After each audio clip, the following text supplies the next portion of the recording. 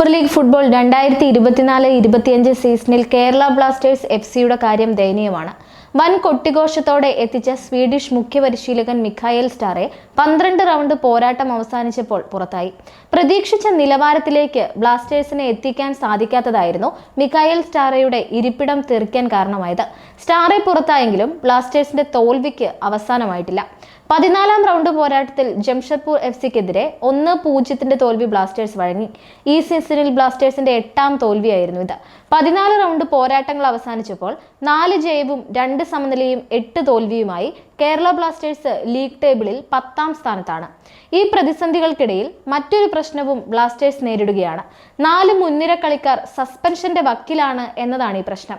ഒരു മഞ്ഞക്കാർഡ് കൂടി ഈ സീസണിൽ നേടിയാൽ ബ്ലാസ്റ്റേഴ്സിന്റെ 4 കളിക്കാർക്ക് ഒരു കളിയിൽ നിന്ന് പുറത്തിരിക്കേണ്ടി വരും. സൂപ്പർ താരങ്ങളായ Naocha Singh, Adrian Luna, Freddy Lallawmawma, Danish Farooq Bhat എന്നിവരാണ് സസ്പെൻഷന്റെ വക്കിലുള്ളത്. ഈ സീസൺ ISL-ൽ നവോച്ച സിംഗ് 13 മത്സരങ്ങളിൽ ബ്ലാസ്റ്റേഴ്സ് ജേഴ്സി അണിഞ്ഞിട്ടുണ്ട്. 2 ഗോളിന് അസിസ്റ്റ് നടത്തുകയും ചെയ്തു. 3 മഞ്ഞക്കാർഡ് ഇതിനോടകം കണ്ടു. 4 മഞ്ഞക്കാർഡ് ആയാലാണ് ഒരു മത്സരത്തിൽ നിന്ന് പുറത്തിരിക്കേണ്ടി വരുന്നത്. 2021-22 സീസൺ മുതൽ ബ്ലാസ്റ്റേഴ്സ് ജേഴ്സിയിലുള്ള കളിക്കാരനാണ് ഉറുഗ്വൻ പ്ലേമേക്കർ അഡ്രിയാൻ ലൂണ. ബ്ലാസ്റ്റേഴ്സിന്റെ എക്കാലത്തെയും മികച്ച കളിക്കാരിൽ ഒരാൾ. 2024-25 ISL സീസണിൽ ലൂണ ഇതുവരെ 12 മത്സരങ്ങളിൽ ഇറങ്ങി ഗോൾ നേടിയിട്ടില്ല. എന്നാൽ 4 ഗോളിന് അസിസ്റ്റ് നടത്തിയിട്ടുണ്ട്. സസ്പെൻഷന്റെ വക്കിലാണ് ലൂണയും. കഴിഞ്ഞ സീസൺ മുതൽ ക്ലബിന്റെ ഭാഗമാണ് ഫ്രെഡി ലാലമാവ. ഈ സീസൺ ISL-ൽ ബ്ലാസ്റ്റേഴ്സിന് വേണ്ടി 11 മത്സരങ്ങളിൽ ഇറങ്ങി 1 ഗോൾ നേടുകയും ചെയ്തു. ഡാനിഷ് ഫറൂഖ് ഭട്ടാണ് 3 മഞ്ഞക്കാർഡ് കണ്ട് സസ്പെൻഷൻ വക്കിലുള്ള മറ്റൊരു കേരള ബ്ലാസ്റ്റേഴ്സ് താരം. ഈ ISL സീസണിൽ ഡാനിഷ് ഇതുവരെ 11 മത്സരങ്ങളിൽ ഇറങ്ങിയിട്ടുണ്ട്. ഗോൾ അസിസ്റ്റും ഗോളുമില്ല.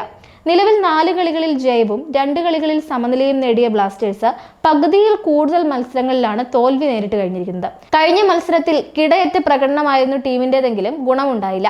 ലൂണയുടെയും പെപ്രയുടെയും ശ്രമങ്ങളെ പ്രതിരോധം തടയുകയായിരുന്നു. മത്സരത്തിൽ നിരവധി അവസരങ്ങൾ സൃഷ്ടിച്ചെങ്കിലും അത് ഗോളാക്കി മാറ്റാൻ താരങ്ങൾക്ക് കഴിഞ്ഞില്ല. ജംഷഡ്പൂരിന്റെ ഹോം ഗ്രൗണ്ടിൽ കളിക്കുന്നത് വളരെ കഠിനമായ കാര്യവുമായിരുന്നു. അവസാന നിമിഷം വരെ ആഞ്ഞു ശ്രമിച്ചെങ്കിലും ബ്ലാസ്റ്റേഴ്സിന് ലക്ഷ്യം കാണാനായില്ല. ഇനി ജനുവരി 5-ന് പഞ്ചാബ് FC-ക്കെതിരെയാണ് കേരള ബ്ലാസ്റ്റേഴ്സിന്റെ അടുത്ത മത്സരം.